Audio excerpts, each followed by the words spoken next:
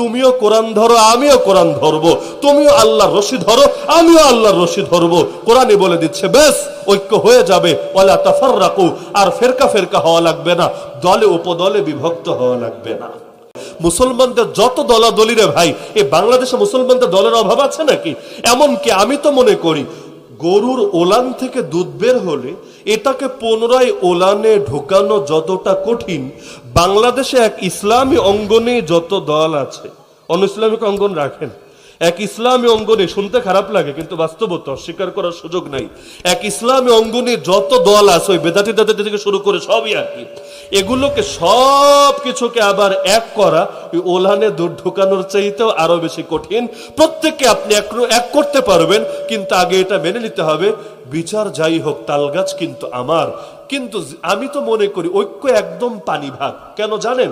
ঐক্যের জন্য একটা ফর্মুলা মানলেই চলবে, যেটা আল্লাহ বলেছেন ওয়াতাসিমু বিহাবলিল্লাহি জামিআ ওয়ালা তাফাররাকু। আরে তোমারও আমারটা নেওয়া লাগবে না, আমারও তোমারটা নেওয়া লাগবে না, তুমিও কোরআন ধরো, আমিও কোরআন ধরবো, তুমিও আল্লাহর রশি ধরো, আমিও আল্লাহর রশি ধরবো। কোরআনই বলে দিচ্ছে ব্যাস ঐক্য হয়ে যাবে। ওয়ালা তাফাররাকু, আর ফেরকা ফেরকা হওয়া লাগবে না, দলে উপদলে বিভক্ত হওয়া লাগবে না।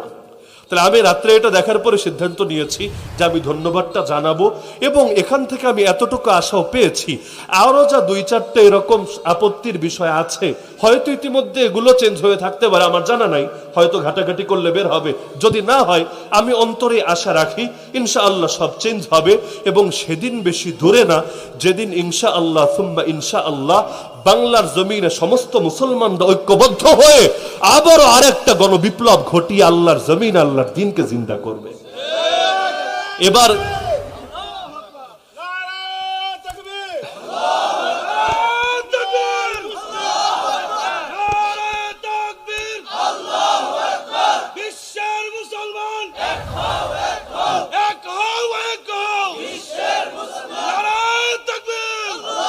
একবার গণ আন্দোলন হয়েছে, জুলুম থেকে মুক্তি পেয়েছি, আর একবার গণ আন্দোলন হলে ইনশাআল্লাহ সব কুফর শিরিক তন্ত্র মন্ত্র বাদ মতবাদ থেকেও মুক্তি পেয়ে আল্লাহর জমিন আল্লাহর দ্বীন জিন্দা হবে।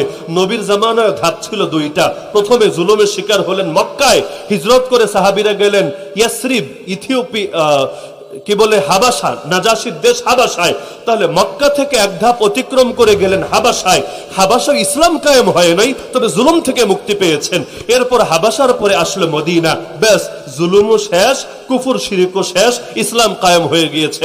আমার দিল বলে আর কি, এক ধাক্কা লেগেছে, মক্কা থেকে হাবাসায় আসলাম আর কি, আরেক ধাক্কা লাগলেই হাবাসা থেকে মদিনায় পৌঁছে যাবো ইনশাআল্লাহ।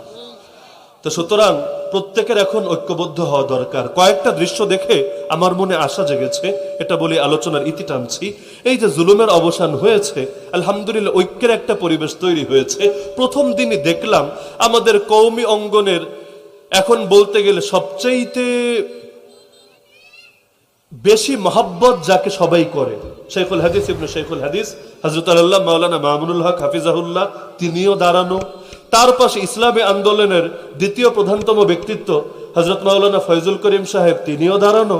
তার পাশে জামাত ইসলামের আমির আমাদের সিলেটের ডাক্তার শফিকুর রহমান সাহেব, তিনিও দাঁড়ানো। একই সঙ্গে মিডিয়া তিনজনের থেকে বিবৃতি নিচ্ছে। আমার অতীতে এরকম দৃশ্য দেখেছি বলে মনে পড়ে না। গতকালও দেখলাম শেখ আহমদুল্লাহ সাহেব দাঁড়ানো, পাশে মামুনুল হক সাহেব দাঁড়ানো, পাশে আবার সুন্নিদের হাসান আজহারি আর ওকে দাঁড়ানো, আবার পাশে আমাদের ভাই মাওলানা রেজাউল করিম আবরারও দাঁড়ানো। অবাক হয়ে গেলাম, মায়েরে কিভাবে সম্ভব এটা? মানে যাদের সারা জীবন সবাই জানতো যে সাপার বেজির সম্পর্ক, তারাই একসাথে দাঁড়িয়ে গিয়েছে। তার মানে এই জালেমরা জুলুম করতে করতে, স্বৈরাচারী আর ফ্যাসিবাদীরা পিটাতে পিটাতে আমাদের ঐক্যের পরিবেশ করে দিয়েছে।